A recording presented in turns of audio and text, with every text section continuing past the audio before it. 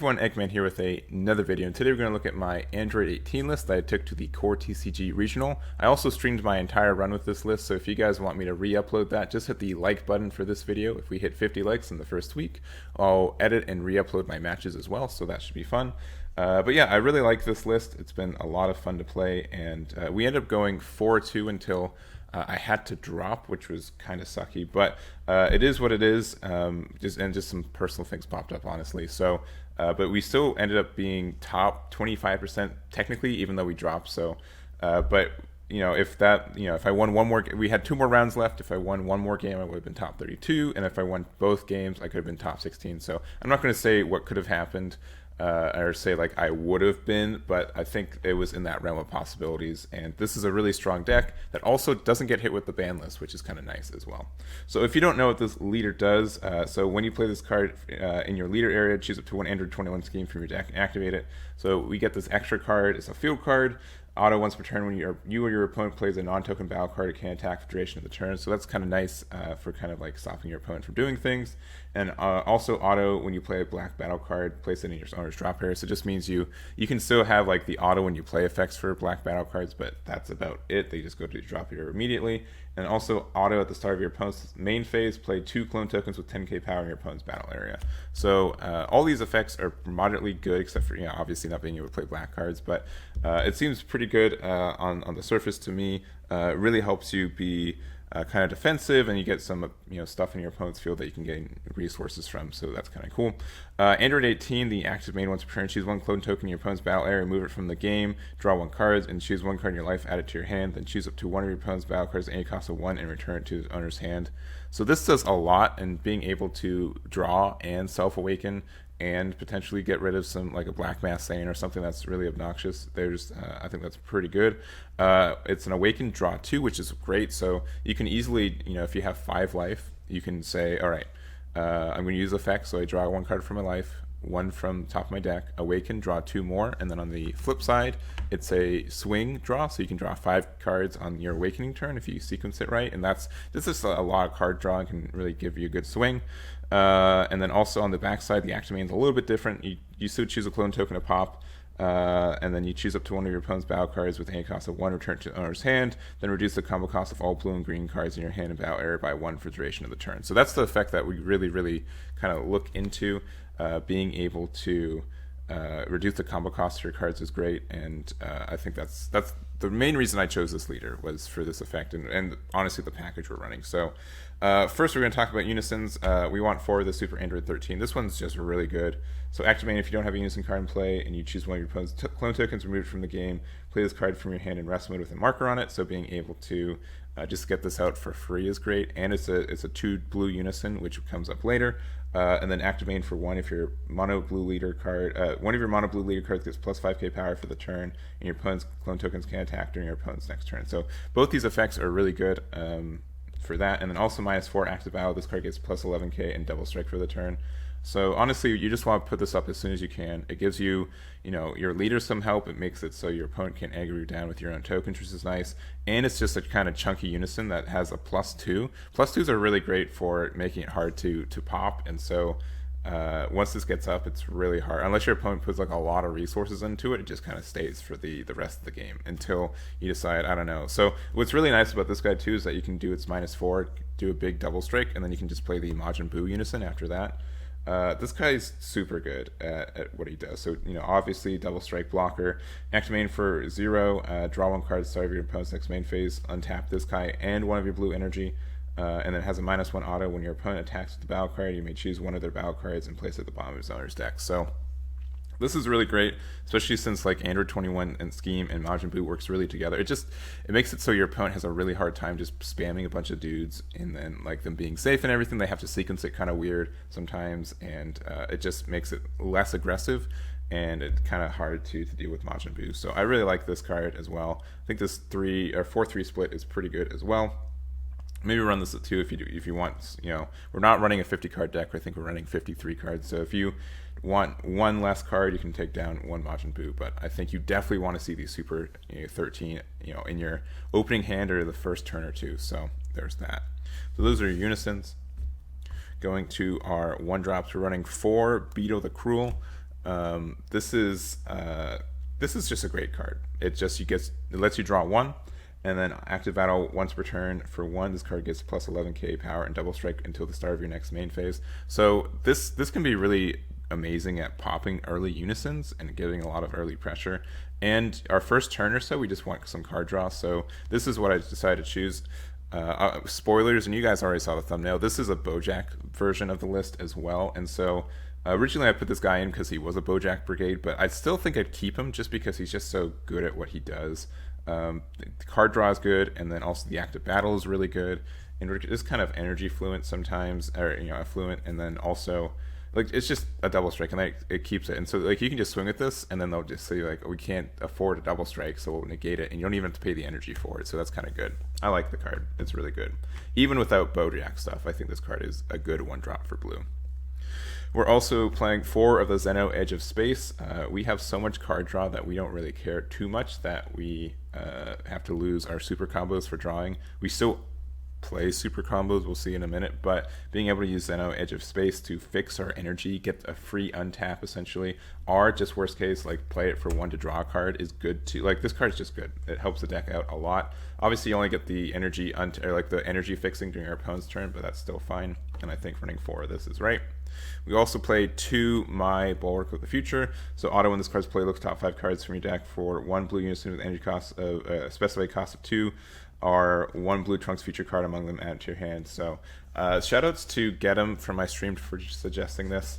You need to find this card. It helps you so much, and it's just a free card you play anyways. You just pop a token to play it. Having Unison out is good. Having this Unison out specifically is really good. So this just helps you find it a little bit more, and we play a good amount of Trunks feature as well. So I haven't had this whiff really for me, and I think it's a good addition for the deck. We also run 4 Supreme Technique Krillin and 3 Pincer Attack Android 18.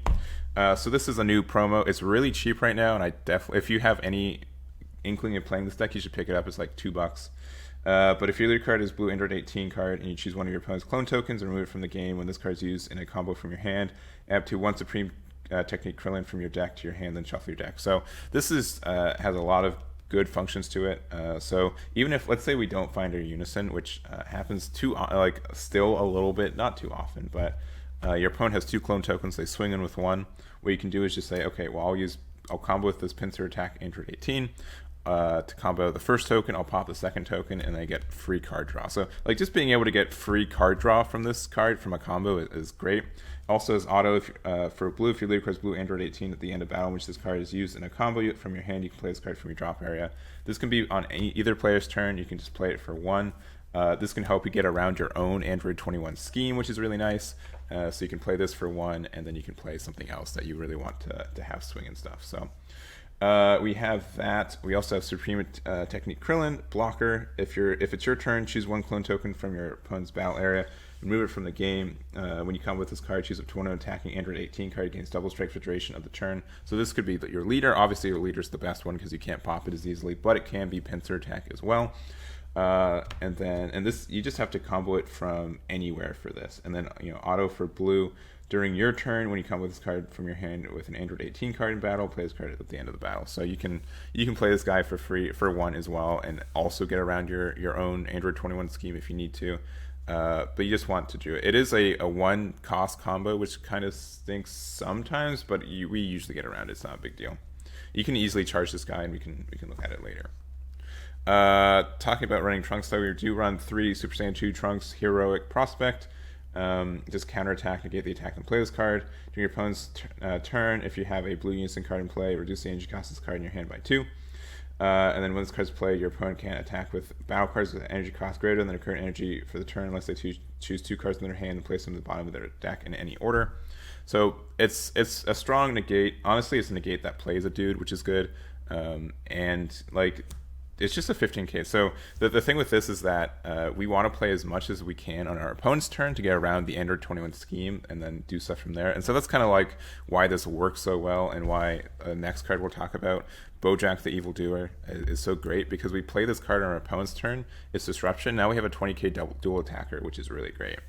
So Trunks being able to play on our opponent's turn is great. For only 1, we're going to have a Unison out as soon as we can anyway, so it's not going to be hard to do it.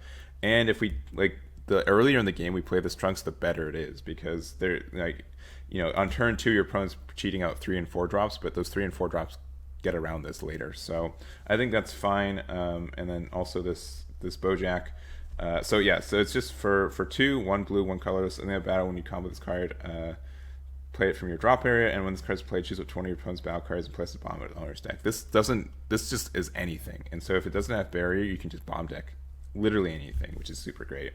And then it's a big chunky 20k. You can play on your opponent's turn, and then you can start swinging with it on your next turn. This can get rid of Unisons. This can put a lot of pressure on your opponent as well. It's just a really good card in my mind. So this is part of the reason you want to do it. Then also, you can play this card offensively too. You have to play a 1-drop or something before you do, but he does have just the you can reduce the combo cost of this card in your hand by 1 with Android 18, and then you can just combo with it and then play it for 2. So like that's the main reason like I thought of this deck and these archetypes together, is because these are chunky 1-cost combos. How do we get around that? We just make them cost 0 with our Android 18, which is really nice. We also have this other Android 18. This card's great as well. It's a counter play blocker. So play this card, then if the battle card being played has any cost of 4 or less, place at the bottom of the owner's deck instead of being played. So bottom decking with this card is great. So if they have some like card that's obnoxious, and some cards have like protection and that kind of stuff, so bottom of deck is great. And it's for a long time I thought it was back to hand, but bottom deck is better. Also permanent, if your later card is an Android card or hero card, you have a Unison card and play with a specified cost of 2 or more, and it's your opponent's turn, reduce any cost of this card in your hand by 3. So this can just be really obnoxious because you play it, it's a blocker, it's a 15k, it's an Android 18, so you can use the Krillin stuff with it later, and it puts it to the bottom of deck. And we will have this Unison out so easily that's fine. Even if they play something with Deflect or something, you can still just do this, and then you have a blocker. Which is great. Sometimes you need to get into your combo or in your combo step, and they're just going to keep attacking your Unisons. So having a blocker out to block and then make sure that you get into your combo step is really, really handy as well. From there, we play 4 Super Saiyan 2 Trunks, God Stealing Techniques. We know this card's good too. And I ran only 3 at first, but you know what? I'm like, I play Mai and I want more targets for it, and this card's like never like super dead. So what's the problem running 4 with it? So if you only have like 3, you're good with it too. But we know this card's good and it can really help you and be super duper good. Lastly, we have 3 Bojacks on a Rampage, double strike, dual attack, which is great. It has an auto for 4, 1 blue, 3 colorless. At the end of battle, when this card is used in a combo from your hand or energy, draw 1 card, choose up to 1 of your opponent's battle cards, and place it at the bottom of his owner's deck. Then play this card from your drop area in rest mode. So you get to play this chunky guy, and if they counterplay this, you still get the draw 1 and pop something, which is nice, which happens sometimes because it's a lot of energy, but it can happen. And then auto once per turn. This card's in rest mode. When your opponent attacks with the battle card, switch up to 1 of your blue energy to action mode and switch up to 1 of your opponent's energy to rest mode. So that can be really oppressive as well. And it's just like a big chunky 30k that if it lives till the next turn, you get dual attack, double strike 30k, which is really great. Also, you can just EX evolve on top of a Bojack with the cost of 3 or 4. You get to draw 2 cards and you get this guy out. You can swing twice, and then it's in rest mode, and then if you have to deal with it, you get the energy on tap and stuff. So I'm only running 3 because I felt like 4 was a little chunky at times, but we draw so much I always see at least 1 when I need it. Secret Rare, we're playing Hatch. It's a great card. If I see Hatch in my hand before turn 3, I usually win the game. That's just kind of how it goes. Just being able to tap out to play like this big Bojack and then try to end the game, and you just play this Hatch, and then you have this big pressure next turn with both these guys. It's usually enough. It's honestly very, very powerful at what it does, and it's just and we draw a good amount and we take a lot of our life too. So we see this moderately often enough, and he just wins. If you see this card, you win the game almost every time. So. Going into our extra cards, we have 3 Galactic Busters. This is the super combo I was alluding to earlier. This card's busted, which is I guess why it's called Galactic Buster. But we have a couple targets for this. We have this Bojack, we have this Bojack, and we also have this Krillin as well. So if you don't know what this card does, it's essentially it has like a limit 1. But if your opponent, if your later card is a Bojack Brigade card or mono blue card, and you choose one mono blue battle card with combo cost of 1 in your energy. Draw 1 card, so there's that. Use the chosen card in a combo, and if it's your opponent's turn, you can use a card in a combo with the skill. And you use a card in a combo with the skill. Place this card in your energy from your drop area. And at the end of the battle, switch up to one of your energy to rest mode. You can activate battle skills and copy this card once per turn. So yeah, it's just super great, and you're able to use effects like, so even if you have like, I don't know, here we go, we have 4 energy here, so you can still use Galactic Buster. Come with this Bojack here.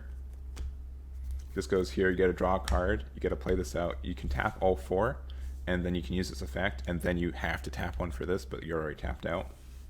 So it just kind of has, like, this can always tap out last, you can always use the energy to play your dudes. So it can be kind of like a bean and a super combo sometimes too, which is super nice. You can do this, even though it's not as helpful, you can still use Galactic Buster offensively, which, yeah, you lose an energy, but like late turn when you have 4 or 5 energy, you really don't need it that much. And you can do some silly things like the best one in my mind too is that if you have these Supreme Attack Krillins that you've been adding to your hand all game, you can Galactic Buster 1, use it for your Android swing, and then you can get Double Strike with it by popping a clone token. So being able to combo with this from your energy is great. You obviously lose the energy, but you still get the card draw and Double Strike for free, which is super duper nice.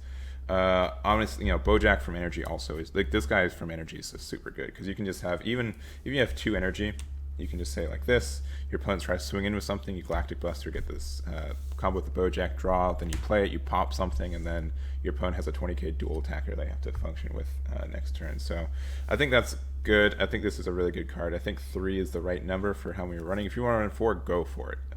I think the only thing is that sometimes I find like I don't have enough of these guys in my energy to get what I want, but there we go. And that's also why, real quick, why Zeno is such a good super combo. Because if you need to get something into your energy, or you need an untap, so like let's say like our energy looks like this. Yeah, this is why, because you can recycle your Galactic Busters. So let's say these are tapped, right?